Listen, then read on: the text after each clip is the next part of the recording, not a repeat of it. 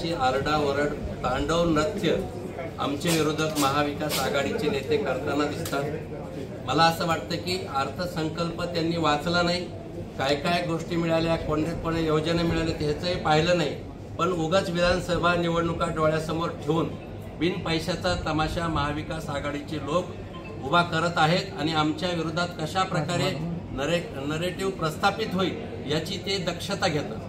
आणि म्हणून आम्हाला हे सांगायचं या निमित्ताने की अर्थसंकल्पामध्ये महाराष्ट्राला 1,00,000 कोटीच्या योजना या ठिकाणी मिळालेल्या, ज्यामध्ये मुंबईचं वाढवण बंदराला 76,000 कोटी मिळाले, रेल्वेच्या प्रश्नासाठी 15,000 कोटी मिळाले।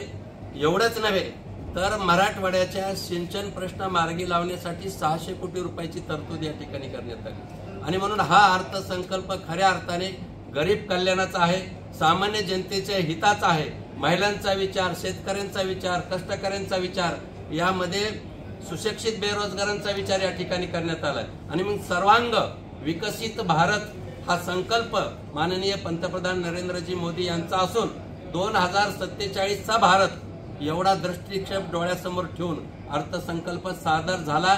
महाराष्ट्राला एवढे मोठे पैसे मिळून देखील विरोधकांनी मात्र जो प्रकारची आरडाओरड सुरू केली ती केवळ विधानसभा निवडणुका डोळ्यासमोर ठेवून केली।